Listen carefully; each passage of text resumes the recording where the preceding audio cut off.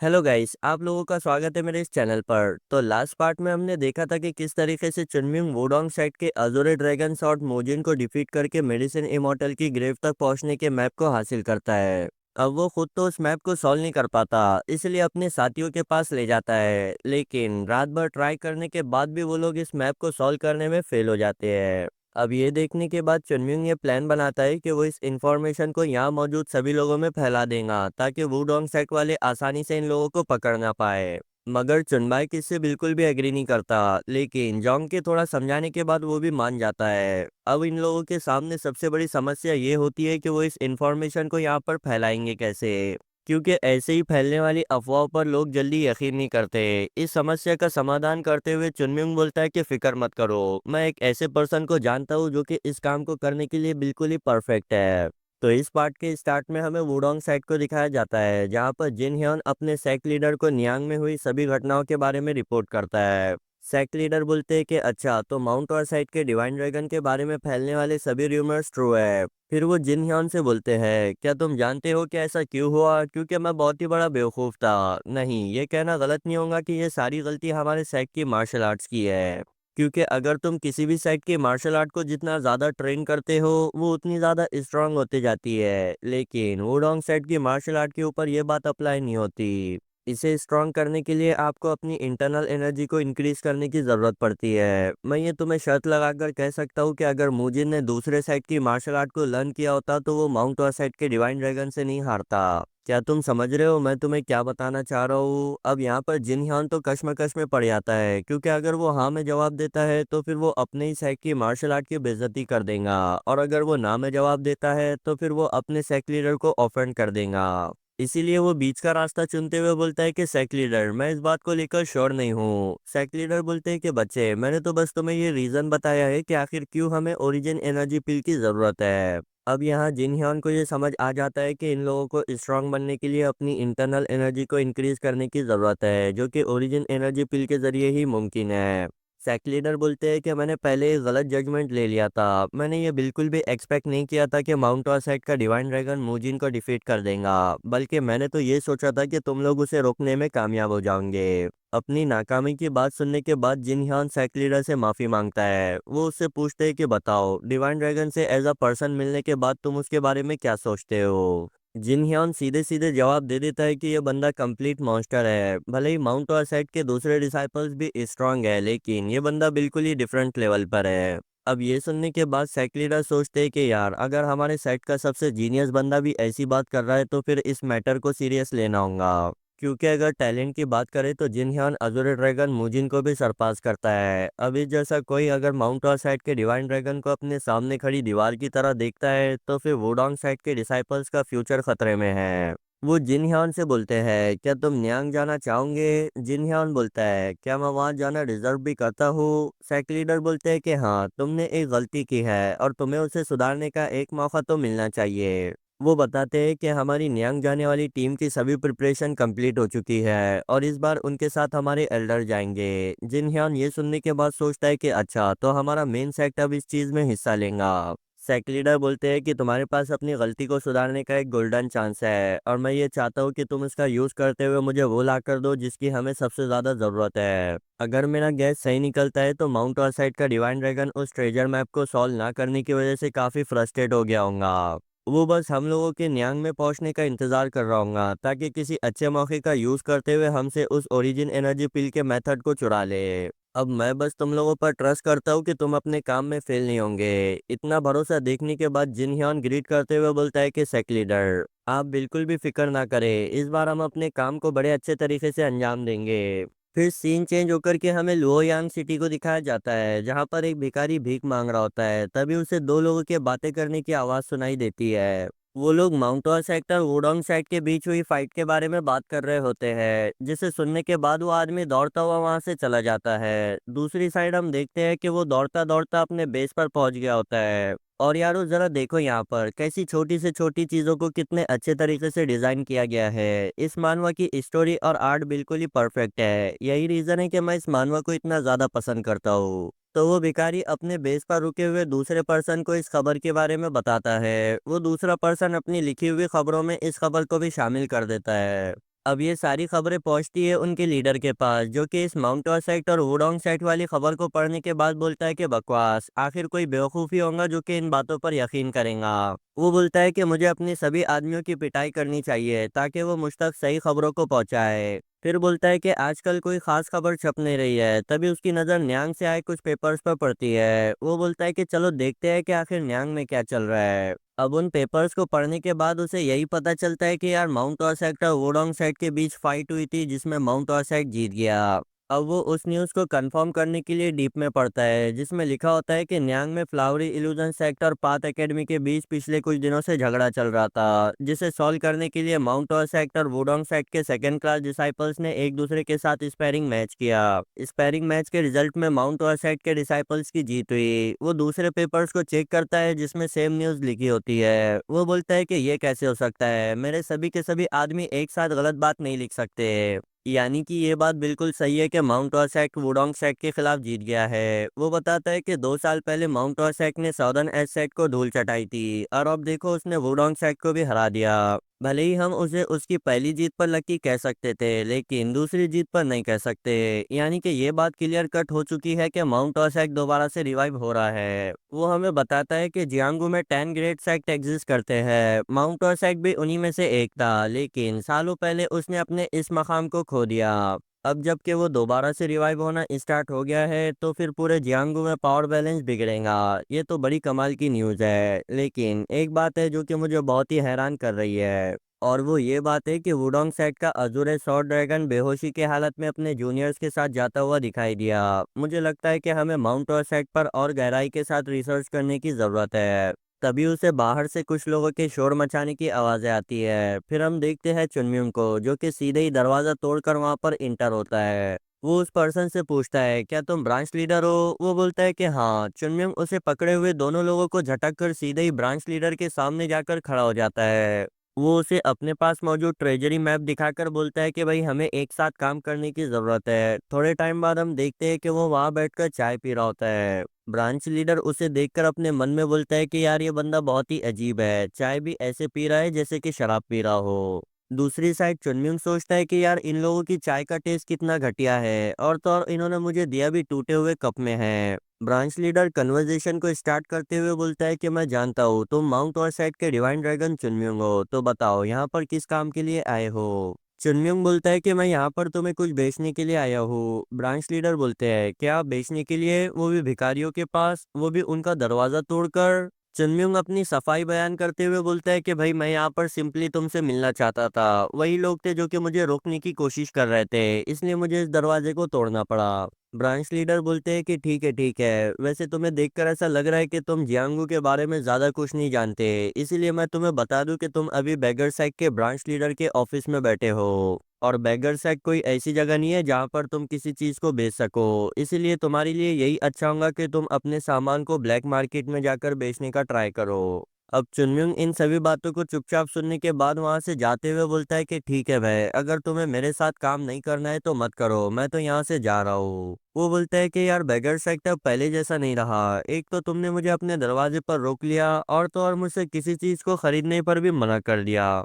बेचारा branch leader तो यही सोच रहा होता है कि यार इतना छोटा सा बच्चा हमारे बेगर सेट के बारे में ऐसे बात क्यों कर रहा है, जैसे कि ये इसे बहुत ही लंबे टाइम से जानता हो। चुनमिंग उसे और ज्यादा उकसाते हुए बोलता है कि यार अब मैं क्या करूं, मेरे पास मौजूद चीज इतनी ज्यादा कीमती है कि मैं इसे ऐसे ही किसी भी मार्केट प्लेस पर नहीं बेच सकता। फिर पूछता है, क्या तुम मुझे यहाँ सबसे करीब हाउ क्लैन की ब्रांच का पता दे सकते हो? अब ये सुनने के बाद ब्रांच लीडर के कान खड़े हो जाते हैं। वो सोचता है कि यार ये बंदा बेगर सेट से रिजेक्ट होने के बाद हाउ क्लैन के बारे में पूछ रहा है, यानी कि ये अच्छे से जानता है कि बेगर सेट किस किस्म का बिजनेस करता है। इसके चेहरे को देखकर ही साफ साफ ये पता चल रहा है कि इसे हमारी तरफ से रिजेक्ट होने के बाद भी कोई फर्क नहीं पड़ता, और तो और ये भी कह रहा है कि इसके पास मौजूद चीज बहुत ही कीमती है, तो फिर इसे एक बार देखना कोई बुरी बात नहीं होगी। वो सीधे ही पूछ लेता है, बताओ आखिर तुम यहाँ पर क्या बेचने के लिए लाए थे? चुनमिंग बोलता है, मैं अपना सामान किसी ऐसे इंसान को क्यों बताऊँ जो कि उसे खरीदना ही नहीं चाहता। अब ऐसे जवाब को सुनने के बाद ब्रांच लीडर बिल्कुल ही स्पीचलेस रह जाता है। वो अपने नौकर से कहता है कि जाओ जाकर हमारे लिए कुछ शराब को ले आओ, यानी कि बात आगे बढ़कर बातचीत पर आ चुकी है।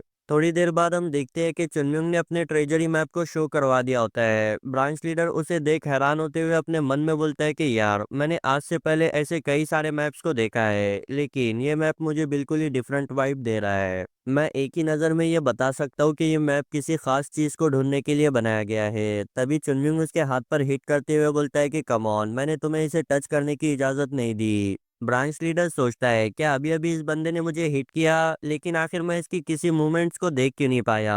सिर्फ मूवमेंट्स ही नहीं, बल्कि मुझे तो यहाँ पर किसी किस्म की कोई फ्लक्चुएशन भी महसूस नहीं हुई। क्या सच में माउंट ऑसाइड का डिवाइन ड्रैगन इतना ज्यादा स्किल्ड है? फिर बोलता है कि छोड़ो इन बातों को, अभी काम की बात करते हैं। वो पूछता है कि बताओ, आखिर ये किस चीज का मैप है? चुनमिंग बोलता है कि यार, अब मैं इस चीज के बारे में तुम्हें कैसे बताऊं, मुझे तो खुद ये समझ में नहीं आ रहा कि मैं बताना स्टार्ट कहाँ से करूं। फिर थोड़ी देर बाद हम देखते हैं कि चुनमिंग ने इन लोगों को सभी चीजों के बारे में बता दिया होता है कि आखिर ये मैप है किस चीज का और इसने इसे कैसे हासिल किया। अब सारी बातें जानने के बाद बाहर खड़े दोनों लोगों के मुंह फटे के फटे रह जाते हैं। चुनमिंग बोलता है कि बस बहुत हुआ, मुझे लोगों के ऐसे रिएक्शन देखने की आदत हो चुकी है। वो ब्रांच लीडर से बोलता है, तुम लोगों का ये काम है कि तुम इन सब चीज़ों पर रिसर्च करके ये साबित करो कि ये सारी चीज़ें सही है या नहीं, है ना? ब्रांच लीडर बोलता है कि हाँ। चुनमिंग बोलता है कि ठीक है, फिर मुझे बताओ कि आखिर तुम इस मैप को कितने रुपए में खरीदोगे।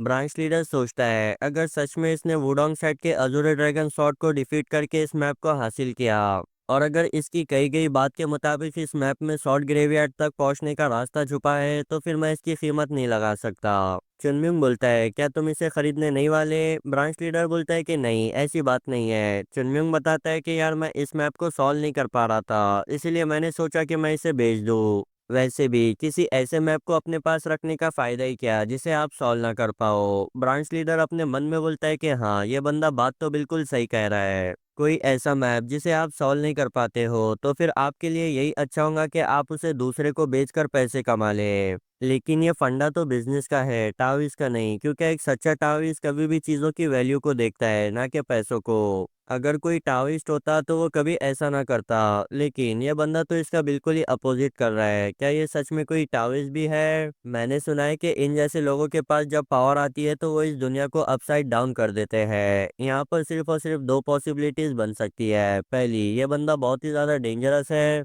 और दूसरी, ये बंदा सिर्फ अपने सेट को रिवाइव करने के बारे में सोच रहा है। चुनमिंग बोलता है, हे, तुम इतना ज्यादा डीपली किस बारे में सोच रहे हो? मैंने तुमसे ये पूछा है कि तुम इस मैप के बदले मुझे कितने पैसे दोगे। ब्रांच लीडर अपने मन में बोलता है कि यार, पॉसिबिलिटी भले ही कोई भी क्यों ना हो, देखकर ऐसा लगता नहीं कि ये ज्यादा एक्सपीरियंस होगा, इसलिए मैं इसे अब भी बेवकूफ बना सकता हूँ। वो बताता है कि अगर तुम्हारे कहे मुताबिक ये मैप हमें शॉर्ट ग्रेवयार्ड तक पहुंचाता है, तो फिर ये बिल्कुल ही प्राइसलेस है, यानी कि हम इसकी कीमत नहीं लगा सकते। लेकिन सामान को बेचने और खरीदने के लिए हमें कई सारे फैक्टर को कंसीडर करना होता है, जैसे कि तुमने मुझे बताया कि तुम इस मैप को वुडोंग शेक से चुरा कर लाए हो। जब लोगों को इस बारे में पता चलेगा तो उनके खरीदने की तादाद काफी कम हो जाएंगी। और इस मैप को अभी तक कोई सॉल्व भी नहीं कर पाया है। इस मैप को हमने खरीदा है, इस बात को सीक्रेट रखने के लिए भी हमें कई सारे पैसों को खर्च करने की जरूरत होगी। और सबसे इम्पोर्टेंट बात, हमारे पास इस मैप के रियल होने का कोई सबूत नहीं है। तो इन सभी बातों को मद्देनजर रखते हुए मैं इस मैप की कीमत 1 लाख नियांग लगाता हूँ।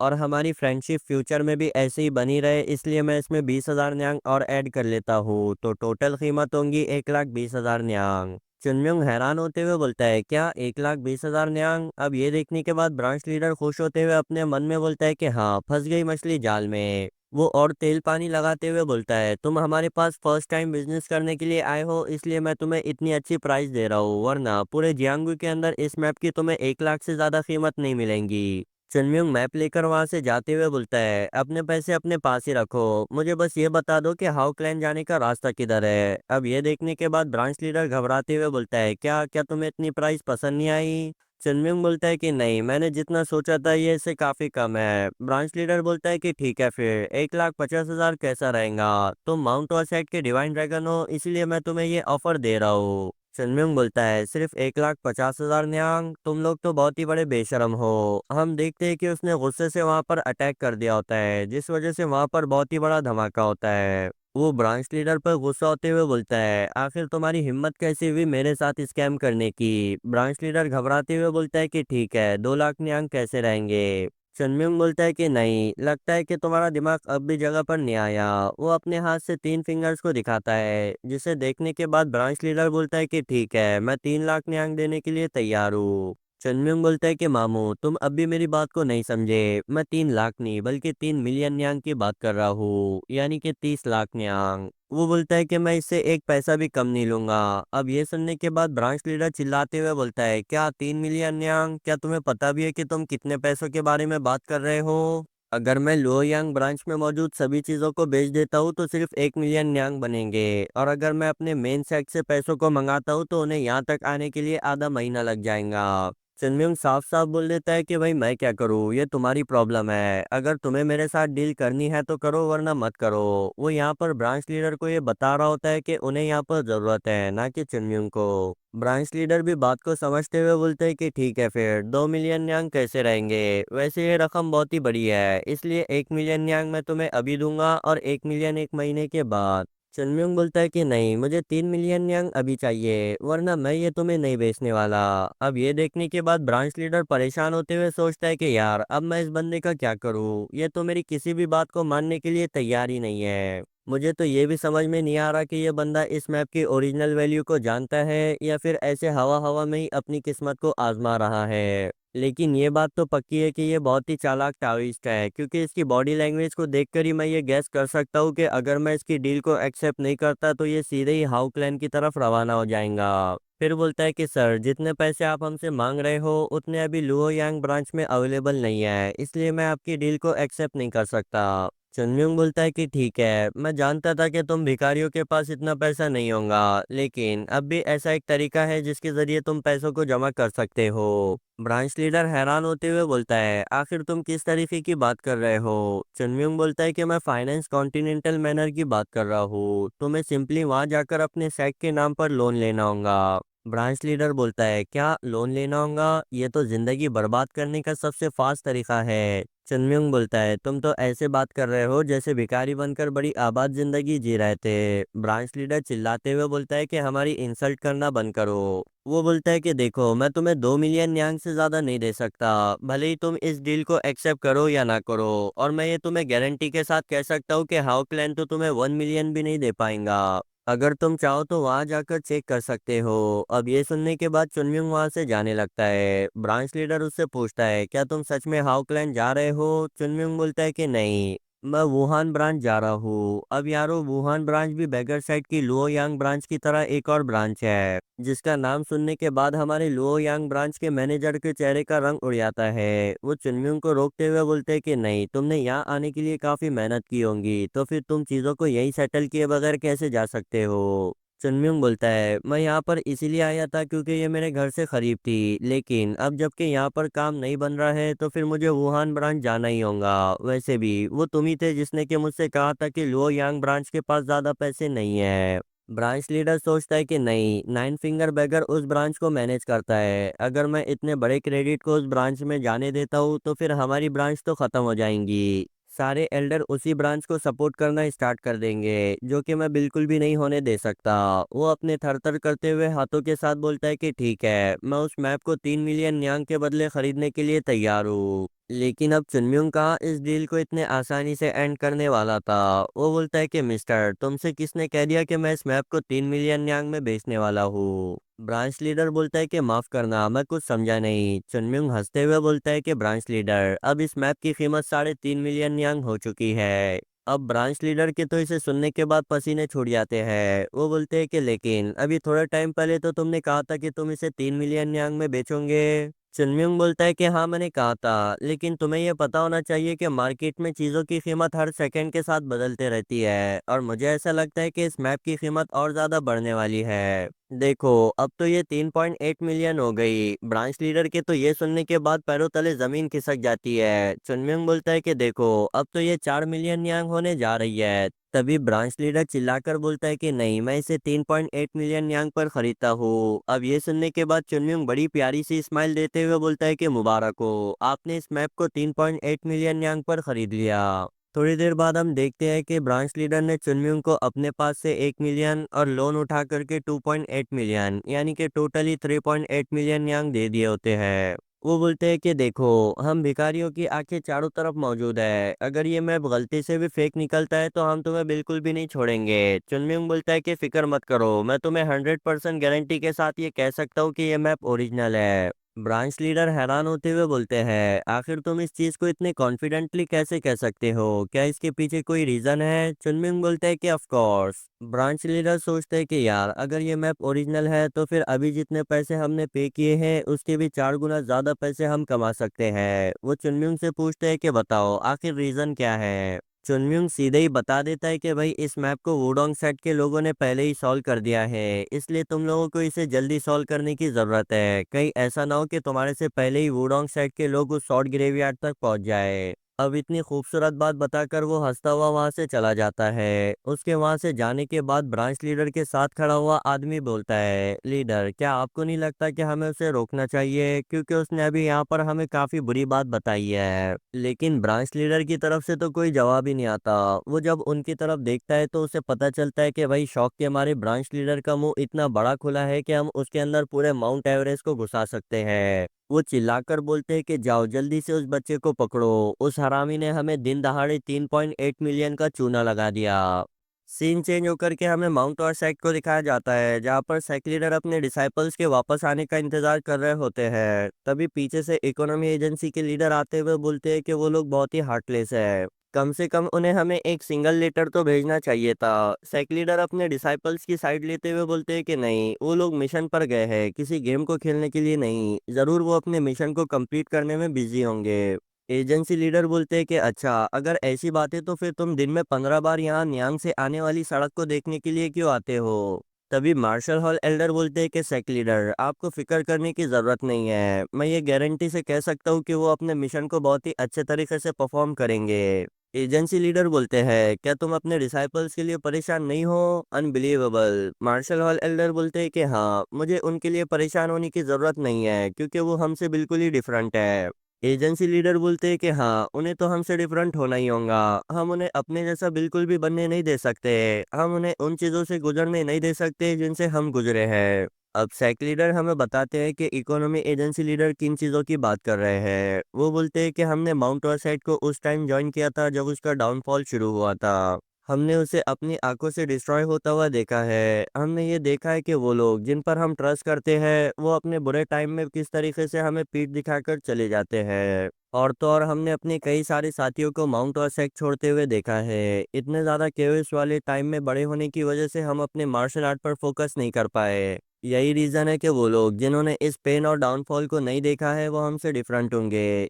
एजेंसी लीडर बोलते हैं कि मैं उन लोगों को हमारी जैसी बेकार लाइफ गुजारते हुए देखने के बदले एक अच्छी लाइफ गुजारते हुए देखना पसंद करूंगा, और अगर इसे करने के लिए मुझे अपने हॉनर पर से भी गिव अप करना पड़े तो मैं करूंगा। सेक लीडर बोलते हैं कि उन लोगों पर भरोसा रखो, वो एक न्यू माउंट और सेट की शुरुआत करेंगे, हम लोगों को बस एज अ फर्टिलाइजर यूज होते हुए उन लोगों को ग्रो करवाना होगा। तभी वहां पर उनैम की एक लेटर के साथ एंट्री होती है। वो बोलते हैं कि सेक लीडर, इसे हमारे यूनहा मर्चेंट गिल्ड के यंग मास्टर ने भेजा है। उस लेटर को पढ़ने के बाद सेक लीडर को यह पता चलता है कि न्यांग में माउंट साइड के डिसाइपल्स ने फ्लावरी इल्यूजन साइड के बिहाव पर वुडोंग साइड से फाइट को लड़ते हुए जीत हासिल की है। अब वहाँ के हालात भी सुधर चुके हैं। फ्लावरी इल्यूजन सेक्ट ने दोबारा से डिसाइपल्स को एक्सेप्ट करना स्टार्ट कर दिया है। इस न्यूज़ को पढ़ने के बाद तो उन सभी लोगों के चेहरे पर हमें हैरानी और खुशी एक साथ नजर आती है। सेक्ट लीडर खुश होते हुए बोलते हैं कि उन लोगों ने कर दिखाया, वो लोग सच में वुडोंग सेक्ट के खिलाफ जीत गए। वो अपने मन में ही उन्हें दुआएं देते हुए बोलते हैं कि इसी तरीके से ग्रो करते रहो, एक दिन तुम्हें अपने सेट को टॉप 10 ग्रेड सेट में शामिल करवाना है। फिर वो उनैम से उन लोगों की वापसी के बारे में पूछते हैं। उनैम बताते हैं कि भाई, इस बारे में तो हमें कोई न्यूज़ नहीं मिली, लेकिन अब जबकि उनके पास करने के लिए कोई काम नहीं है तो फिर वो बहुत जल्द वापस आ जाएंगे। सेक लीडर बोलते हैं कि हाँ, उन्हें आने में कम से कम 3 दिन लग सकते हैं। अब वो इकोनॉमी एजेंसी के लीडर को कुछ कहने ही वाले होते हैं कि वो उनकी बात को काट देते हैं। वो बोलते हैं कि सेक लीडर, मैं जानता हूँ कि आप उनके वापस आने पर एक वेलकम पार्टी रखना चाहते हो, इसलिए मैं अभी जाकर के उसका इंतजाम करता हूँ। अब सभी एल्डर अपने अपने कामों को निपटाने के लिए वहां से जाने लगते हैं। सेक लीडर वहीं खड़े होकर के अपने मन में बोलते हैं कि बच्चों, तुमने बहुत ही अच्छा काम किया। फिर वो एल्डर से कहते हैं कि देखो, ये तो काफी अच्छी बात है कि चुनमिंग ने किसी प्रॉब्लम को क्रिएट नहीं किया, आखिरकार वो भी एक टाओइस्ट है, भले ही वो सेक्ट के अंदर इस तरीके से एक्ट नहीं करता, लेकिन इसका ये मतलब थोड़ी ना है कि वो बाहर भी ऐसे एक्ट नहीं करेगा। वो सभी एल्डर्स भी सेक्ट लीडर की बातों से एग्री करते हैं। अब यार इन बेचारों को कौन ही बताएगा कि चुनमिंग ने वहां न्यांग में क्या गुल खिला रखे हैं। हम लुओयांग ब्रांच को देखते हैं, जहाँ का ब्रांच लीडर तो अब भी चुनमिंग के नाम से चिल्ला रहा होता है। वो बोलता है कि आखिर तुम्हारी हिम्मत कैसे हुई मुझे बेवकूफ बनाने की, मैं तुम्हें अपने इस काम पर रिग्रेट फील कराऊंगा। थोड़े टाइम बाद हम देखते हैं कि उसी का एक आदमी उसे रिपोर्ट करते हुए बोलता है कि लीडर, जैसा कि आपने हमसे कहा था, हमने मेन सेक्ट में रिइंफोर्समेंट के लिए रिक्वेस्ट कर दी थी, लेकिन उन लोगों ने आंसर दिया है कि उनके पास अभी ज़्यादा मैन पावर अवेलेबल नहीं है। ब्रांच लीडर बोलता है कि ठीक है, किसी ड्राफ्टमैन को बुलाकर इस मैप की कॉपी करवाओ और सभी इंटरेस्टेड सेक्ट से ये कह दो कि हम इस शॉर्ट ग्रेवयार्ड के मैप को कम अमाउंट में बेचने के लिए तैयार है। वो नौकर बोलता है, क्या हमें किसी स्पेसिफिक सेक्ट से इस बारे में पूछने की जरूरत है? ब्रांच लीडर बोलता है कि नहीं, सभी छोटे बड़े सेक्ट से पूछना स्टार्ट कर दो, और इस काम को सबसे करीबी सेक्ट से स्टार्ट करना। यानी कि चुनयुंग ने जैसा सोचा था प्लान बिल्कुल वैसे ही जा रहा है। इस मैप की इंफॉर्मेशन अब पूरे के पूरे इलाके में फैलने वाली है। ब्रांच लीडर बोलता है कि एक और बात, उस माउंट और सेट के डिवाइन ड्रैगन को खोजना मत भूलना। याद रहे, यहाँ पर अब फेलियर की कोई गुंजाइश नहीं है। फिर हम न्यांग सिटी को देखते हैं, जहाँ पर सॉल्ट ग्रेवयार्ड की न्यूज़ फैलते ही कई सारे मार्शल आर्टिस्ट की भीड़ लग गई होती है। लोग बातें कर रहे होते हैं कि इस र्यूमर्स को फैलाने वाला खुद बेगर सेक्ट है, तो फिर ऐसा हो ही नहीं सकता कि यहाँ पर मार्शल आर्टिस्ट जमा ना हो। अब हमें यहाँ पर कुछ नामचीन मार्शल आर्टिस्ट से इंट्रोड्यूस करवाया जाता है, जैसे कि जिनशी का demon 5 poison hand, red slaughter और तो और कई सारे शेडोलेस असासिन भी। हम कुछ लोगों को छत पर खड़ा हुआ देखते हैं। उनमें से एक बताता है कि मैंने यहाँ पर pine sect, stone short sect और मर्सिलेस मून पवेलियन के लोगों को भी देखा है। लगता है कि इस रीजन में मौजूद सभी नामचीन ग्रुप यहाँ पर पहुंच गए हैं। उस ट्रेजरी मैप को घुमे हुए सिर्फ 3 दिन हुए हैं और देखो कितना कुछ हो गया। हमें पता चलता है कि ये पर्सन और कोई नहीं बल्कि वुडोंग सेट का एल्डर हियो सेन है। हम इसे एल्डर सेन कहेंगे। उसके साइड में खड़ा हुआ जिन ह्योन बोलता है कि हाँ, मुझे लगता है कि इस इंफॉर्मेशन को माउंट और सेट के डिवाइन ड्रैगन ने लीक करवाया होगा।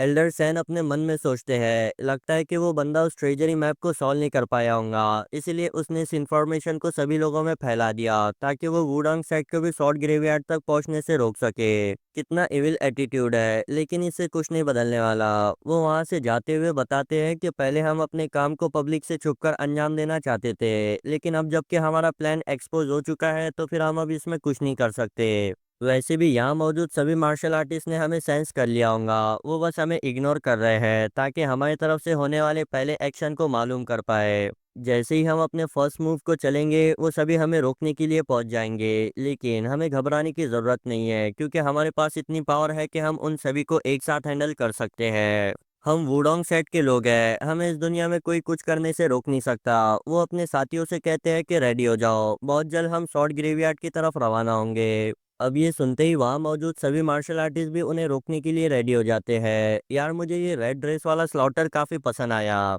एल्डर सैन बताते हैं कि बहुत जल्द ये दुनिया जान जाएंगी कि वुडोंग सेट वाले छुपकर काम इसलिए नहीं कर रहे थे कि हम किसी से डरते हैं, बल्कि हम इसलिए कर रहे थे क्योंकि हम यहाँ पर कोई तमाशा क्रिएट नहीं करना चाहते। वैसे भी रही बात ओरिजिन एनर्जी पिल की, तो उसे तो हम हासिल करके रहेंगे। दूसरी साइड हम चुनम्यूंग को देखते हैं, जिसे कि ब्रांच लीडर ने ढूंढ लिया होता है। जांग उन्हें देखकर बोलता है कि यार अब भिखारियों को चुनम्यूंग से क्या काम पड़ गया।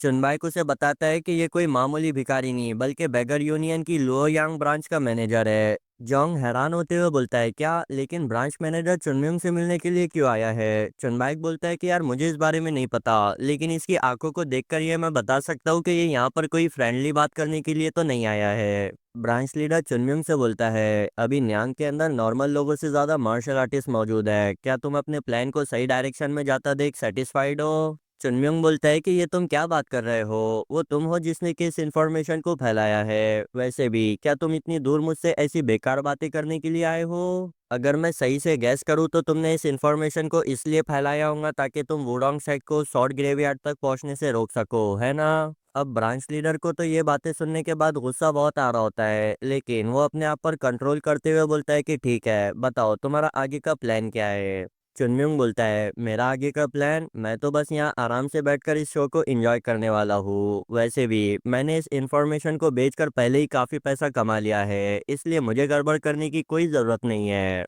अब ब्रांच लीडर को तो बहुत ही गुस्सा आ गया होता है। वो बोलता है, क्या मैं इसे यहीं पर ही पीट दूँ? तभी उसे याद आता है कि चुनम्यूंग ने कितने आसानी के साथ उसके ऑफिस को डिस्ट्रॉय कर दिया था। वो बोलता है कि रहने दो, थोड़ी देर और होल्ड बैक कर लेते हैं। वो बताता है कि मेन साइट से रेइंफोर्समेंट को पहुंचने में और कुछ दिन लगेंगे, लेकिन हो सकता है कि उतने ही टाइम के अंदर वुडोंग साइट शॉर्ट ग्रेवयार्ड को हड़प कर जाए। इसीलिए मैंने इस इंफॉर्मेशन को चारों तरफ फैला दिया। लेकिन अब अगर हमारी मेन साइट से रेइंफोर्समेंट पहुंच भी जाती है तो हम अकेले इन सभी के सभी मार्शल आर्टिस्ट का सामना नहीं कर पाएंगे। मेरे पास तो एक ही चॉइस बचती है और वो है इस बंदे पर भरोसा करना। फील तो ऐसे हो रहा है कि पूरा आसमान मेरे ऊपर ही टूट पड़ा हो। लेकिन मैं ये शर्त लगाकर कह सकता हूँ कि ये कोई नॉर्मल इंसान नहीं है, क्योंकि जितने कॉन्फिडेंट के साथ ये यहाँ पर लेटा हुआ है, ज़रूर इसने ऐसा कुछ सोच समझ कर किया होगा। चलो थोड़ा इंतज़ार करके देखते हैं कि ये आगे करता क्या है। वैसे तो मुझे इसकी हरकतें बिल्कुल भी पसंद नहीं आ रही, लेकिन खामोश रहने में ही भलाई है। चुनम्योंग उसे शराब पेश करता है। ब्रांच लीडर बोलता है कि नहीं, अभी इन सब चीज़ों के लिए टाइम नहीं है। यहाँ पर कई सारे ग्रुप के मार्शल आर्टिस्ट जमा हुए हैं, क्या तुम्हें इन्हें देखकर कुछ फील नहीं हो रहा? चुनम्योंग बोलता है कि सीरियसली वो सभी लोग बहुत ही लालची है। मुझे तो ये समझ में नहीं आ रहा है कि उस शॉर्ट ग्रेवयार्ड के अंदर ऐसा है क्या जिसके पीछे सभी के सभी पागल हुए जा रहे हैं। मेरी मानो तो कोई बेवकूफ़ी होगा जो कि उसके लिए अपनी पैसों को खर्च करेगा। अब यहाँ पर चुनम्योंग ने इनडायरेक्टली ब्रांच लीडर की दुखती नस पर पाँव रखा होता है। हम देखते हैं कि ब्रांच लीडर के भी सहन करने का पारा फट जाता है। वो चिल्लाकर बोलते हैं कि कमीने, मैं जानता हूँ कि तुम भी उस ओरिजिन एनर्जी पिल को हासिल करना चाहते हो, लेकिन अगर तुम ऐसे ही एक्टिंग करते रहे तो तुम्हारे हाथों कुछ नहीं लगेगा। जरा देखो वहां पर कितने सारे लोग जमा हो चुके हैं। तभी वहां पर एंट्री होती है ईसीओल की, जिसे देख ब्रांच लीडर सोचता है कि यार ये भला कहाँ से अटकी। ईसीओल चुनम्योंग को बताती है कि वुडोंग साइड के लोग शॉर्ट ग्रेवयार्ड को ढूंढने के लिए निकल गए हैं। चुनम्योंग बोलता है कि ठीक है, फिर हमारा भी यहाँ से जाने का टाइम हो चुका है। वो सभी ब्रांच लीडर की आंखों के सामने ही यहाँ से 9-2-11 हो जाते हैं। ब्रांच लीडर नौकरों को ऑर्डर देता है कि उन लोगों का पीछा करो, फिर खुद भी उनके पीछे ही रवाना हो जाता है। वो बताता है कि यार अगर उसे कुछ ना कुछ हासिल करना है तो फिर माउंट और सेट के साथ चिपके रहना होगा। हमें लीडर वी और उनके बेटे वी सोहान को दिखाया जाता है, जिन्हें इस दुनिया में क्या चल रहा है इस बारे में कुछ पता नहीं होता। वी सोहान बोलता है कि फादर, आखिर ये लोग इतने जल्दी में कहाँ जा रहे हैं? लीडर भी बोलते हैं कि पता नहीं, लेकिन लगता है कि यहाँ पर कुछ बहुत ही बड़ा होने वाला है। सीन चेंज होकर के हमें एक जंगल को दिखाया जाता है, जहाँ पर से वुडोंग सेट के डिसाइपल जा रहे होते हैं। एल्डर सैन अपने पीछे आ रहे लोगों को देखकर बोलते हैं कि जरा देखो इन्हें, गांव बसा भी नहीं तो लुटेरे जमा हो गए। फिर वो अपने साथ दौड़ रहे पर्सन मुहियोन से कहते हैं कि इन्हें रोकने की कोशिश करो। मुहियोन भी ऑर्डर को एक्सेप्ट करते हुए अपनी टीम के साथ पीछे से आ रहे लोगों को रोकने के लिए तैयार हो जाता है। एल्डर सैन सोचते हैं कि यार इन लोगों से बातें करने का कोई फायदा नहीं है, क्योंकि लालच ने इन्हें अंधा कर दिया है। हम बस ओरिजिन एनर्जी पिल के मेथड को लेकर यहाँ से रवाना हो जाएंगे। वो अपने एक साथी से पूछते हैं कि बताओ शॉर्ट ग्रेवयार्ड की लोकेशन यहाँ से और कितनी दूर है। वो बताता है कि बस थोड़ी देर में हम वहाँ पर पहुँच जाएंगे। फिर हम देखते हैं कि वो लोग दौड़ते हुए घने जंगल से निकलकर एक चटियल मैदान में आ पहुंचते हैं। एल्डर सैन उस जगह को देखकर बोलते हैं कि ये कितना ज्यादा सस्पिशियस है। किसने सोचा था कि हमें इतने घने जंगल के बीच चटियल मैदान देखने को मिलेगा। अब मैं 100% गारंटी से कह सकता हूँ कि शॉर्ट ग्रेव यहीं पर ही मौजूद होंगी। वो अपने साथ आए सभी डिसाइपल्स को यहाँ सर्च करने का ऑर्डर देते हैं। वो सभी डिसाइपल्स अपनी स्वॉर्ड निकालकर मिट्टी में धंसाना स्टार्ट कर देते हैं, ताकि ये जान पाए कि यहाँ नीचे कुछ है भी या नहीं।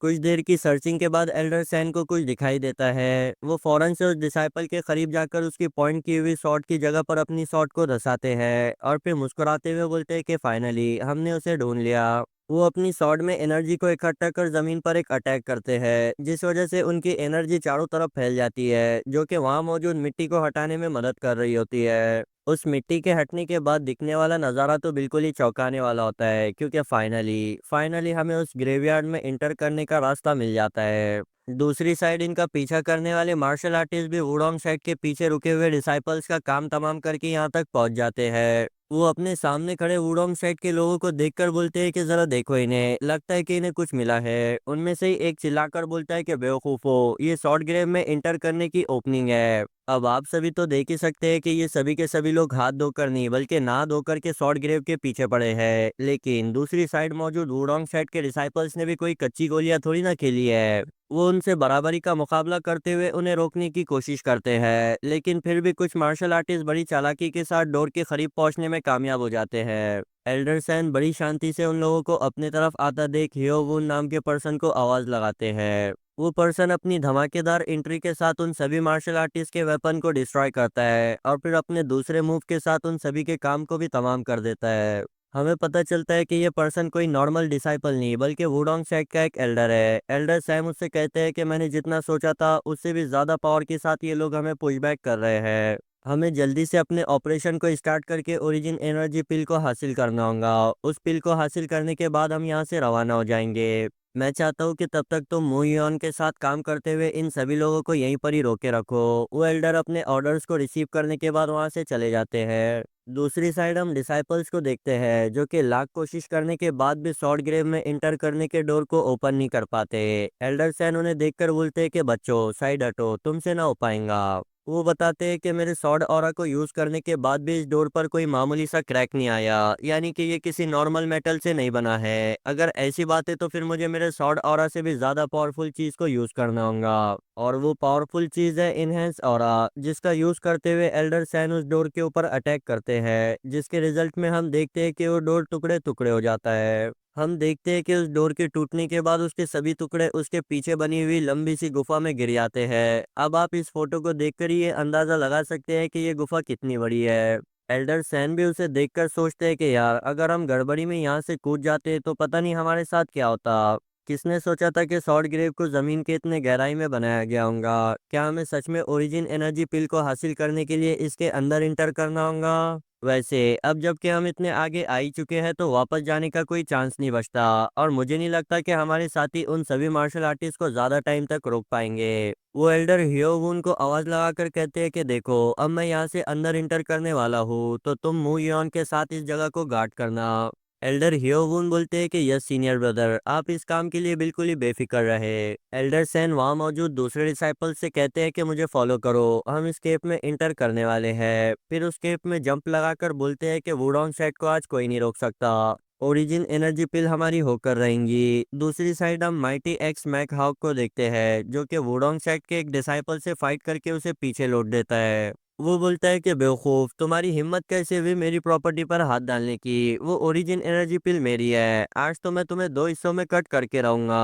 अब इतना कहने के बाद वो इस डिसाइपल पर अटैक कर ही रहा होता है कि वहां पर एक एल्डर की एंट्री होती है। हाँ, ये एल्डर और कोई नहीं बल्कि मु येन है। वो उस मैक हाउक से कहते हैं कि बेवकूफ, तुम किसी जंगली भालू की तरह हो जिसका दिमाग हमेशा से ही गर्म रहता है। तो लाओ आज मैं तुम्हारे दिमाग को ठंडा करने में तुम्हारी हेल्प कर देता हूँ। फिर सीन वहां से चेंज होकर के हमें 5 पॉइजन डीमन को उसके दो साथियों के साथ जाता हुआ दिखाया जाता है। और मैं आप लोगों को पहले ही बता दूं कि ये पर्सन इन सभी मार्शल आर्टिस्ट में सबसे ज्यादा अनलकी है। अब मैं ऐसा क्यों कह रहा हूँ ये तो आपको इसके पीछे से आ रहे कुछ लोगों को देखकर ही समझ आ रहा होगा। हाँ, वही लोग जो कि धीरे धीरे इसके और ज्यादा करीब आ रहे हैं। अब ये बेचारा उन्हें देख पाता उससे पहले ही चुनमिंग उसके मुंह पर एक जोरदार घूंसा जड़ते हुए बोलता है कि बेवकूफ, मेरे रास्ते से हट जाओ। हम देखते हैं कि चुनमिंग ने उन तीनों को बगैर टिकट आसमान की सैर करने के लिए भेज दिया होता है। वो आगे बढ़ते हुए बोलता है कि चलो हम पहले ही काफी लेट हो चुके हैं। दूसरी साइड हमें ऑलमाइटी एक्स और वुडोंग साइड के एल्डर हियोवुन की फाइट को दिखाया जाता है। हाँ, मैंने इस एल्डर को थोड़ी टाइम पहले मू योन कह दिया था, लेकिन इसका नाम हियोवुन है।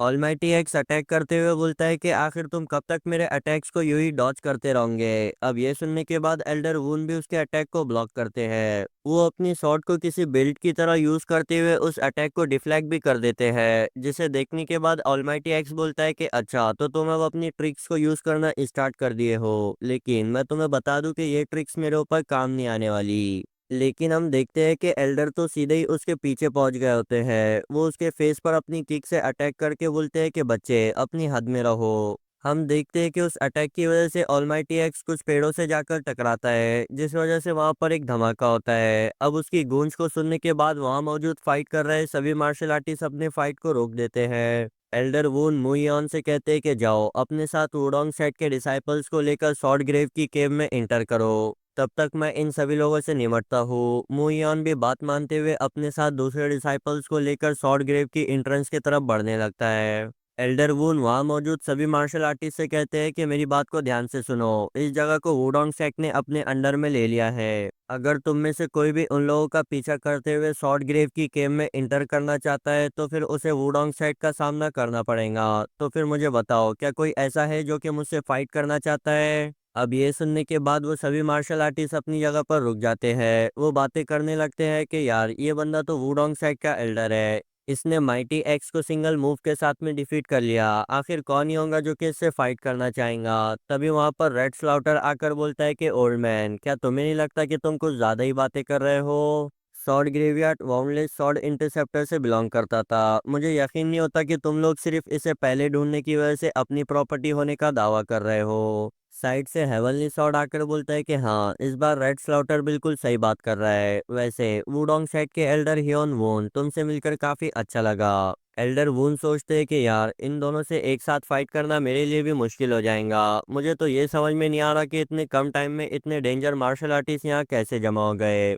हेवनली सॉर्ड बोलता है, अब जबकि मैं रेड स्लाउटर की बातों से एग्री करता हूँ तो फिर मैं भी उसके साथ फाइट को ज्वाइन करूंगा। एल्डर वून बोलते हैं, क्या तुम सच में वुडोंग सेट को अपना एनिमी बनाना चाहते हो। हेवनली सॉर्ड बोलता है कि मुझे इन बातों से फर्क नहीं पड़ता। भले ही वुडोंग सेट वालों ने सॉर्ड ग्रेवयार्ड को सबसे पहले ढूंढा है, लेकिन इसमें इंटर करने का मौका सभी लोगों को मिलना चाहिए। बताओ भैया, तुम लोग इस बारे में क्या सोचते हो। वो सभी बोलते हैं कि हाँ हाँ, हमें भी इसमें इंटर करने का मौका मिलना चाहिए। एल्डर वून बोलते हैं कि बेवकूफ़ हो, अभी तो मैंने तुमसे कहा कि अगर तुम शॉर्ट ग्रेवयार्ड में इंटर करना चाहते हो तो तुम्हें मेरा सामना करना होगा। क्या तुम्हें मुझसे डर नहीं लगता।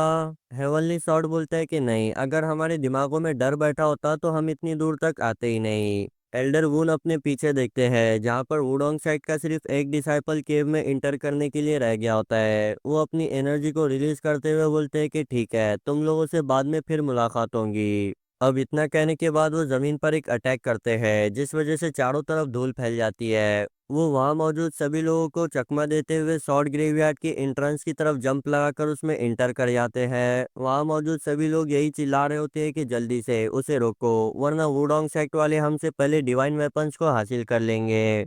हेवनली सॉर्ड और रेड स्लाउटर बड़ी स्पीड से उन सभी लोगों के बीच से दौड़ते हुए सॉर्ड ग्रेवयार्ड की एंट्रेंस पर आ पहुंचते हैं।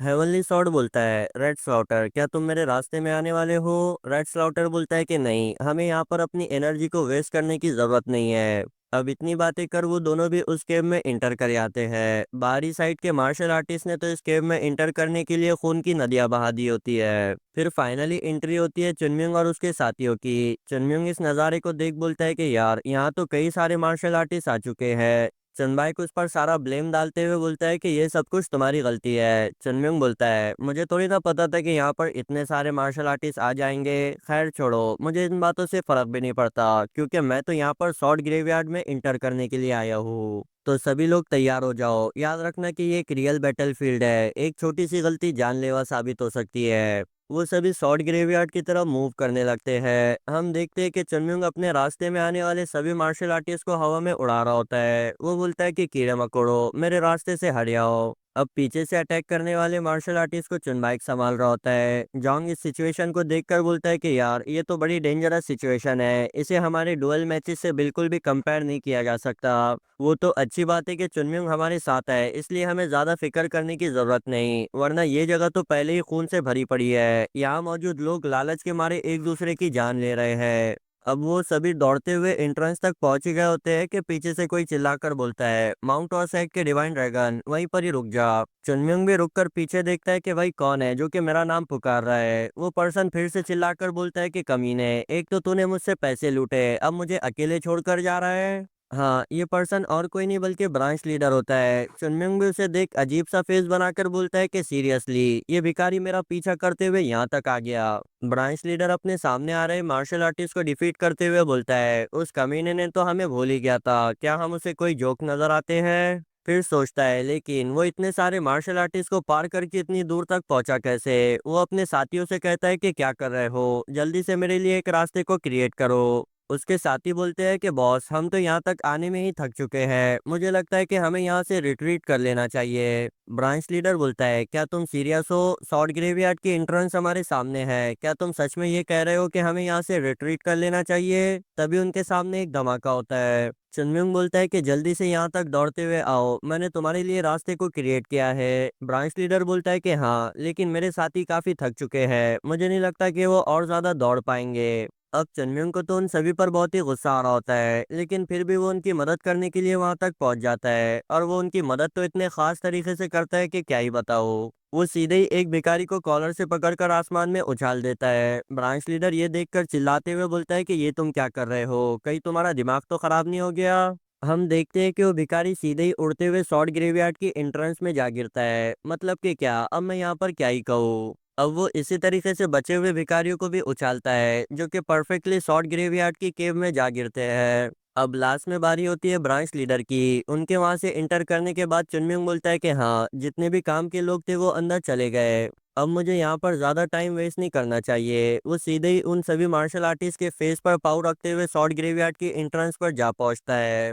वो बचे हुए मार्शल आर्टिस्ट से कहता है कि तुम लोगों का यहाँ पर कोई काम नहीं है, अच्छा होगा कि अपने घर चले जाओ। अब वो बड़ी कूल अंदाज में बैक फ्लिप मारते हुए उस केव में इंटर करता है। वो अंदर जाते हुए कई सारे शॉर्ट स्लाइस लगाता है जिस वजह से केव की एंट्रेंस कोलैप्स हो जाती है, यानी कि भाई बाद में आने वाले लोगों के लिए रास्ता बंद। केव की इनसाइड में हम देखते हैं कि इन सभी लोगों को तीन शैडोलेस असासिन के ग्रुप ने रोक लिया होता है। वो उन्हें धमकाते हुए बोलते हैं कि आज तुम हमारे हाथ से मरने वाले हो। इस केव के बाहर तो भी तुम्हारा सरवाइव करने का चांस था, लेकिन इसके इनसाइड में तुम्हें बचाने के लिए कोई नहीं आने वाला। लोगों को तो ये भी पता नहीं चलेगा कि तुम जिंदा हो या मर गए। चुनबाइक जोंग से बोलता है कि यार इनसे बातें करने का कोई फायदा नहीं है। जोंग बोलता है कि हाँ, वैसे भी ये हमारी बातें सुनने नहीं वाले। चुनबाइक बोलता है कि ठीक है फिर, अब जबकि तुम हमारे रास्ते से नहीं हटने वाले तो फिर हमें मजबूरन तुम्हें डिफीट करना होगा। तभी वहां पर चुनम्यून की धमाकेदार एंट्री होती है। अब आप लोग तो ये अच्छे से जानते हो कि वो कितना अच्छा इंसान है। उसने एंट्री भी एक विलन के ऊपर ली होती है। वो दूसरे असासिन से पूछता है कि बताओ तुम हो कौन।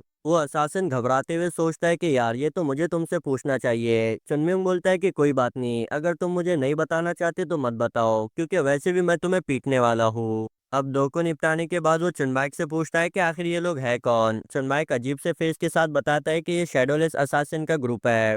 हैनान में इन लोगों को टाइगर से भी खतरनाक माना जाता है। चुनमिंग तीसरे के भी काम को तमाम करते हुए बोलता है, क्या सच में? पता नहीं इस दुनिया के लोगों के साथ हुआ क्या है, ये इन जैसे वीक क्रिमिनल्स को इतना बड़ा चढ़ाकर क्यों बयान करते हैं। चुनबाइक बोलता है, ये लोग वीक नहीं बल्कि तुम कुछ ज्यादा ही स्ट्रांग हो। फिर सोचता है आखिर ये बंदा दिन पे दिन इतना ज्यादा ग्रो कैसे कर रहा है, मुझे तो ये भी नहीं पता कि इसकी लिमिट्स कहाँ पर है। फिर उन सभी असासिन्स की बॉडीज को देखकर बोलता है कि यार इन लोगों के साथ बहुत ही बुरा हुआ। हम देखते हैं कि वो सभी सॉर्ड ग्रेवयार्ड के एंट्रेंस बोर्ड को देख रहे होते हैं। चुनमिंग बोलता है कि ये कितना ज्यादा अजीब है, आखिर किसने इस बोर्ड के ऊपर सॉर्ड ग्रेवयार्ड का नाम लिखा होगा। जोग्युल बोलता है ऑब्वियसली मेडिसिन इमॉर्टल ने। चुनमिंग बोलता है आखिर कोई अपनी ग्रेव के ऊपर नाम कैसे लिख सकता है, क्योंकि ग्रेव के ऊपर नाम तो मरने के बाद लिखकर लगाया जाता है। अगर ये सच में मेडिसिन इमॉर्टल की ग्रेव है तो फिर इस पर नाम किसने लिखा, और अगर सच में इस पर किसी ने नाम लिखा है तो फिर इस बारे में अभी तक किसी को कुछ पता क्यों नहीं चला। जोंग बोलता है हो सकता है कि इस नाम को लिखने वाले मेडिसिन इमॉर्टल ही होंगे और उन्होंने इस जगह को अपनी ग्रेव के तौर पर चूज किया होगा। चुनम्यूंग बोलता है कि हाँ, ऐसा भी हो सकता है। वैसे इस ग्रेव को बनाने वाला पर्सन कोई भी क्यों ना हो, एक बात तो पक्की है कि वो बहुत ही ज्यादा स्ट्रांग होगा, क्योंकि किसी भी नॉर्मल मार्शल आर्टिस्ट के लिए जमीन की इतनी गहराई में इस जैसा स्ट्रक्चर बनाना बिल्कुल ही इम्पॉसिबल है। इसलिए मैं तुम लोगों को पहले ही वार्निंग दे रहा हूँ कि सावधान रहना। ये कोई मामूली ग्रेवयार्ड नहीं बल्कि शॉर्ट ग्रेवयार्ड है। वो सभी चुनम्यूंग की बातों से एग्री करते हैं। ब्रांच लीडर बोलता है हम लोग यहाँ पर आ तो चुके हैं, लेकिन यहाँ से जाना बहुत ही मुश्किल होगा। ये जगह किसी शेर की गुफा से कम नहीं है। हमें यहाँ मिलने वाले सभी लोगों के साथ अलायंस को क्रिएट करना होगा, ताकि उनके पास से मिलने वाली नॉलेज का यूज करते हुए हम ओरिजिन एनर्जी पिल को जल्द से जल्द हासिल कर पाए। चुनम्यूंग बोलता है क्या तुम सच में ये सोचते हो कि ये जगह इतनी ज्यादा फ्रेंडली है? मैं तुम्हें ये बता दूं कि वुडोंग साइड भी यहाँ पर मौजूद है। भले ही यहाँ पर आने वाले मार्शल आर्टिस्ट कितने ही फेमस क्यों ना हो, लेकिन वो वुडोंग साइड के लिए एक सूरज के सामने टॉर्च के बराबर है। उन लोगों ने कब का वुडोंग साइड से फाइट करने के लिए एक दूसरे के साथ टीम अप कर लिया होगा। वो एक क्रीपी सा फेस बनाकर बोलता है कि हाँ, मैं भी तो यही चाहता हूँ। तुम लोग एक दूसरे के साथ फाइट करके अपनी एनर्जीज को वेस्ट करो, लास्ट में मैं तुम्हारे ऊपर धावा बोलूंगा। ब्रांच लीडर उसके फेस को देखकर बोलता है कि हाँ, मैं ये जानता था कि सब कुछ इसके प्लान के मुताबिक जा रहा है। फिर बोलता है कि डिवाइन ड्रैगन, मुझे नहीं पता कि तुम क्या सोच रहे हो, लेकिन एक बार अगर वो लोग एनर्जी पिल को हासिल कर लेते हैं तो सब कुछ खत्म हो जाएगा। इसलिए हमें जल्दी से जल्दी मूव करना होगा। चुनम्यूंग बोलता है कि हाँ, मैं जानता हूँ। वो अपने साथियों से बोलता है कि चलो चलते हैं। अब वो सभी चुनम्यूंग के साथ जाने के लिए रेडी हो गए होते हैं, लेकिन हम देखते हैं कि उनके साथ में हमारा ब्रांच लीडर भी होता है। जिसे देख चुनमिंग वहीं पर ही रुक जाता है। वो बोलता है, हे तुमसे किसने कह दिया हमारे साथ चलने के लिए? ब्रांच लीडर बोलता है, लेकिन मैं भी तो तुम्हारी मदद कर सकता हूँ। चुनमिंग बोलता है, क्या सच में? लेकिन मैंने तो आज तक किसी भिखारी को किसी की मदद करते हुए नहीं देखा। चलो जल्दी से यहाँ से दफा हो जाओ। ब्रांच लीडर बोलता है कि मेरे ऊपर भरोसा करो, यहाँ से बाहर जाने के बाद मैं तुम्हारे बहुत काम आ सकता हूँ। चुनमिंग बोलता है, आखिर तुम मेरे क्या ही काम आओगे? ज्यादा से ज्यादा तुम मुझे इन्फॉर्मेशन प्रोवाइड करोगे और क्या। फिर सोचता है कि एक मिनट, ये इतना बुरा भी नहीं है। इसके जरिए मैं बेगर सेक्ट और माउंट सेक्ट के बीच अच्छे ताल्लुकात को क्रिएट कर सकता हूँ। और फिर उसे एक पर्सन की याद आती है। हाँ, ये पर्सन वही है जिसने के फर्स्ट एपिसोड में चुनमुन की जम के पिटाई की थी। अगर आप लोगों को याद हो तो ये पर्सन भी भिखारी था। अब ये याद आने के बाद वो ब्रांच लीडर से पूछता है कि बताओ तुम्हारी रैंक बेगर सेक्ट में कितनी हाई है। ब्रांच लीडर बताता है कि यार मुझसे हाई रैंक के बेगर सेक्ट में 100 से भी कम लोग होंगे, यानी कि ये टॉप 100 में आता है। चुनमिंग पूछता है, क्या तुम किसी भी एरिया के बैगर को मेरे लिए पकड़ सकते हो? ब्रांच लीडर बोलता है कि हाँ, ये तो मेरे लिए चुटकियों बजाने जितना आसान है। चुनमिंग हंसते हुए बोलता है कि ठीक है, फिर तुम हमारे साथ ज्वाइन हो सकते हो, लेकिन मेरी एक कंडीशन है, तुम्हें मेरे लिए एक बैगर को तलाश करना होगा। ब्रांच लीडर बोलता है कि ठीक है, लेकिन क्या तुम मुझे उसका नाम बता सकते हो? चुनमिंग बोलता है कि हाँ, वो वुहान ब्रांच में रहने वाला जोंगपाल है। अब इतने डरावने फेस को देखने के बाद ब्रांच लीडर पूछता है, क्या तुम दोनों एक दूसरे को जानते हो? चुनमिंग बोलता है कि ऑफ कोर्स, असल में उसे मेरा एक छोटा सा उधार चुकता करना है। अब इतना बताकर चुनमिंग वहां से आगे बढ़ जाता है। ब्रांच लीडर सोचता है, पता नहीं उस जोंगपाल ने इस बंदे से क्या उधार लिया होगा, लेकिन इसके रिएक्शन को देखने के बाद तो मैं उस जोंगपाल की गुड हेल्थ के लिए पहले ही दुआ कर लेता हूँ। फिर हम देखते हैं कि वो लोग शॉर्ट ग्रेवयार्ड को एक्सप्लोर करना स्टार्ट कर दिए होते हैं, जहाँ चलते चलते हमारे ब्रांच लीडर की नज़र लाइटनिंग स्टोन पर पड़ती है। वो बोलते हैं कि यार ये कितने ज्यादा चमकदार है। एक तो इस जगह को इतनी जमीन की गहराई में बनाया गया, ऊपर से यहाँ इतने प्रीशियस मटेरियल का भी यूज किया हुआ है। सच में मेडिसिन इमॉर्टल तो काफी अमीर इंसान होगा, तभी उनके ऊपर जल रही लाइट बंद हो जाती है। वो देखते हैं कि वहां पर तो हमारा चुनम्युंग बैठा होता है। वो चुनम्युंग से पूछते हैं कि भाई तुम वहां पर क्या कर रहे हो? चुनम्युंग बोलता है, क्या तुम्हें दिखाई नहीं देता, मैं पैसे कमा रहा हूँ। हम देखते हैं कि उसने ऐसे कई सारे लाइटनिंग स्टोन को कलेक्ट किया होता है। ब्रांच लीडर सोचते हैं कि यार अब मैं इस बंदे को क्या ही कहूँ, मुझे तो खुद अपने ऊपर शक हो रहा है कि आखिर मैंने इस बंदे के ऊपर ट्रस्ट क्यों किया। फिर बोलते हैं कि ये सब कुछ अभी इम्पोर्टेंट नहीं है, अगर हम इसी तरीके से लेट करते रहे तो वुडोंग साइड ओरिजिन एनर्जी पिल को हासिल कर लेगा। चुनमिंग बोलता है कि नहीं, मुझे तो ऐसा नहीं लगता। ब्रांच लीडर बोलता है, लेकिन आखिर तुम इतने कॉन्फिडेंट कैसे हो? चुनमिंग बोलता है, क्योंकि वो लोग तो अब भी मूव कर रहे हैं। ब्रांच लीडर तो ये सुनकर चौंक जाता है। वो बोलता है कि अब मुझसे ये मत कहना कि ये बंदा उन लोगों की एनर्जीज को डिटेक्ट कर पा रहा है। मुझे तो यहाँ से आगे कुछ लोगों की हल्की हल्की एनर्जी महसूस हो रही है, लेकिन मैं इस बात पर पक्का श्योर नहीं हूँ। मगर ये बच्चा ऐसे कह रहा है जैसे कि अपनी बात पर 100% श्योर हो। मानना पड़ेगा, ये काफी ज्यादा स्किल्ड है। फिर बोलता है, लेकिन अगर हम ऐसे ही चलते रहे तो वो लोग हमसे पहले ओरिजिन पिल तक पहुंच जाएंगे। चुनमिंग बोलता है कि हाँ, ये तो काफी अच्छी बात है। ब्रांच लीडर पूछता है कि क्यों? चुनमिंग बोलता है कि ये तुम टाइम आने पर समझ जाओगे। अब ब्रांच लीडर सोचता है कि यार भले ही ये कितना ही स्किल क्यों ना हो, लेकिन मेरा इसके ऊपर ट्रस्ट करने का बिल्कुल भी मन नहीं करता। जोंग बोलता है, जैसे जैसे हम इस गली में आगे बढ़ते जा रहे हैं वैसे वैसे ये पतली होते जा रही है। चुनबाग बोलता है कि हाँ, जब हम इस गली में इंटर किए थे उस वक्त 5 लोग आराम से एक साथ चल सकते थे, लेकिन अब 3 लोग भी नहीं चल सकते।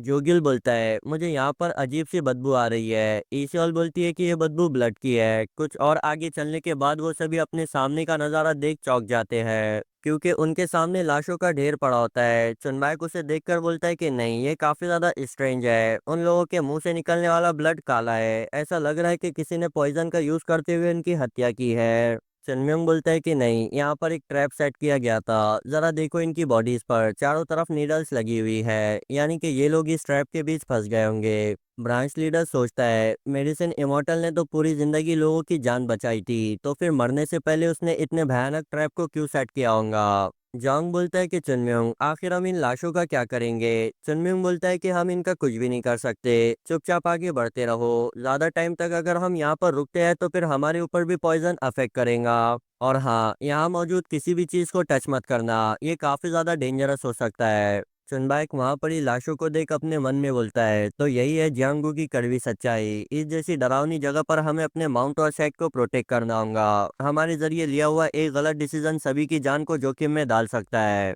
जोग्युल चुनम्युंग से बोलता है, अब जबकि यहाँ पर एक ट्रैप लगा हुआ था तो फिर हो सकता है कि आगे भी ऐसे कई सारे लगे होंगे। चुनम्युंग बोलता है कि हाँ, हो सकता है। वैसे तो मैं मेडिसिन इमॉर्टल को नहीं जानता, लेकिन एक बात बता सकता हूँ कि ये जगह कोई ट्रेजरी रूम नहीं है। यहाँ की जाने वाली एक छोटी सी गलती के जरिए हम अपनी जान से हाथ धो सकते हैं। ब्रांच लीडर की नज़र अपने ऊपर लगे हुए स्टोन पर पड़ती है। वो सीधे ही उसे निकालने लगता है। वो बोलता है कि यार जरा देखो इसे, ये पहले वालों से काफी यूनिक है। सनम्योंग बोलता है कि ये तुम क्या कर रहे हो। ब्रांच लीडर बोलता है, मैं तो बस इस स्टोन को कलेक्ट कर रहा था। अब मुझसे ये मत कहना कि यहाँ मौजूद सारे स्टोन तुमसे बिलोंग करेंगे।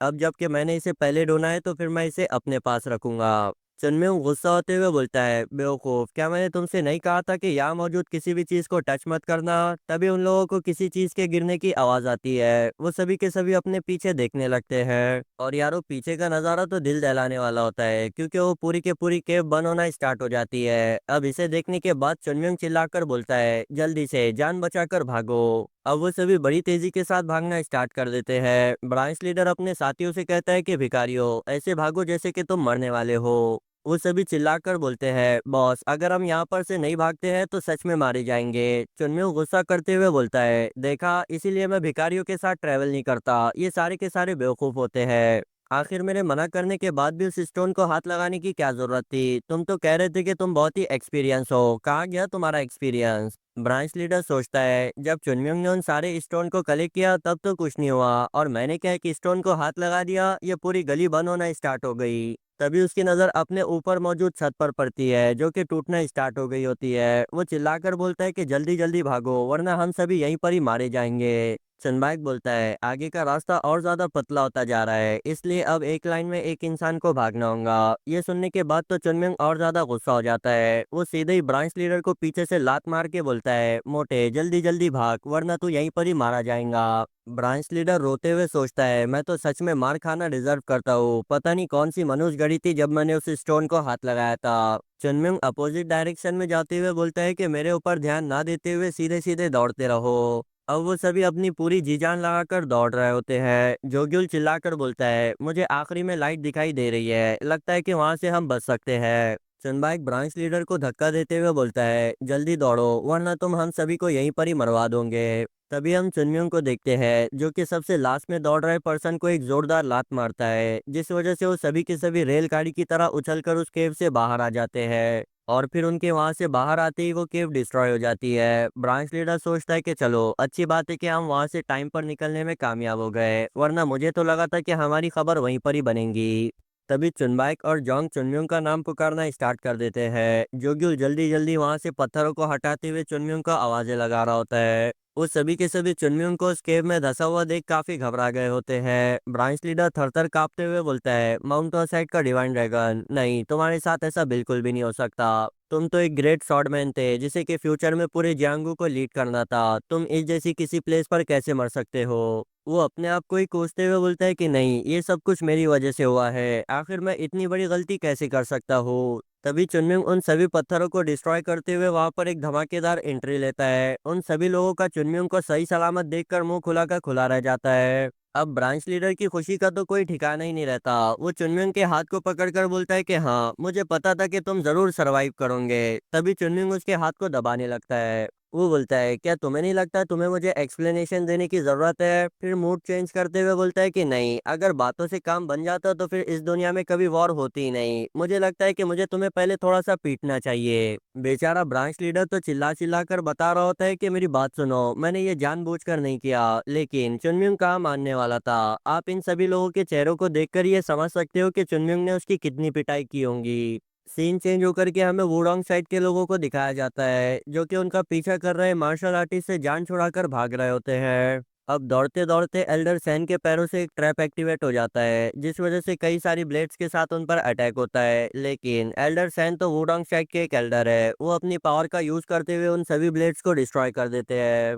वो अपने मन में मेडिसिन इमोर्टल से कहते हैं कि कमीने, क्या ही जरूरत थी अपने ग्रेव के अंदर इतने खतरनाक ट्रैप्स को सेट करने की। वो बोलते हैं कि सब कुछ मेरे प्लान के हिसाब से जा रहा था, लेकिन पता नहीं कहाँ से इतने सारे मार्शल आर्टिस्ट जमा हो गए। सिर्फ यही नहीं, बल्कि उन लोगों ने तो हमसे फाइट करने के लिए आपस में ग्रुप भी बना लिए। मैंने तो सोचा था कि वो सभी आपस में फाइट करके खत्म हो जाएंगे, लेकिन यहाँ तो पासा उल्टा पलट गया। क्या ये सब कुछ भी माउंट ऑर्साइड के डिवाइन ड्रैगन के प्लान का हिस्सा है? नहीं, भले ही वो कितना ही बड़ा जीनियस क्यों ना हो, लेकिन है तो छोटा सा बच्चा ही। अब यार ये एल्डर को कौन ही बताएगा कि वो छोटा सा बच्चा पहले ही 100 साल की जिंदगी जी चुका है। तभी पीछे से एल्डर वोन बताते हैं कि यार हमारा पीछा करने वाले मार्शल आर्टिस्ट हमारे और ज्यादा करीब आ चुके हैं, मुझे लगता है कि हमें उनसे फाइट करनी होगी। एल्डर सैन बोलते हैं कि ठीक है, मैं अपने साथ कुछ चुनिंदा डिसाइपल्स को लेकर यहाँ से आगे बढ़ता हूँ, तुम यहीं रुक करके उन सभी लोगों को ब्लॉक करो। फिर वो अपने साथ जिनह्योन और दो डिसाइपल्स को लेकर आगे बढ़ जाते हैं। अब वो आगे बढ़ ही रहे होते हैं कि उन्हें सामने से पॉइजन एरोस आते हुए दिखाई देते हैं। एल्डर सैन अपनी एनर्जी का यूज करते हुए उन सभी एरोस को तो डिस्ट्रॉय कर देते हैं, लेकिन वो मेडिसिन इमॉर्टल को गालियां देते हुए बोलते हैं कि कमीने, पहले तो तुमने खतरनाक हथियारों का यूज किया और अब क्या तुम पॉइजन का भी यूज कर रहे हो? तुम्हारा नाम मेडिसिन इमॉर्टल नहीं बल्कि डीमन इमॉर्टल होना चाहिए था। जिन ह्योन बोलता है कि एल्डर, मुझे सामने से कुछ लोग आते हुए सेंस हो रहे हैं। एल्डर बोलते हैं कि हाँ, मैं भी उन्हें देख पा रहा हूँ, लेकिन जमीन की इतनी गहराई में कोई कैसे रह सकता है? तभी वो बोलते हैं कि एक मिनट रुको, आखिर मैं इन सभी में से लाइफ एनर्जी को क्यों सेंस नहीं कर पा रहा हूँ? अब मुझसे ये मत कहना कि ये लोग पहले से ही मर चुके हैं। हाँ गाइस, ये सारे के सारे अनडेड है। तो इसी के साथ हमारा ये प्यारा सा एपिसोड यहीं पर ही एंड होता है। मैं उम्मीद करता हूँ कि आप लोगों को ये पसंद आया होगा। मैं आप लोगों को बता दूं कि इसका नेक्स्ट पार्ट भी बहुत ही धमाकेदार होने वाला है। तो इसी तरीके से लाइक शेयर एंड सब्सक्राइब करते हुए अपना सपोर्ट बनाए रखें। मिलते हैं नेक्स्ट पार्ट के साथ। Goodbye, take care.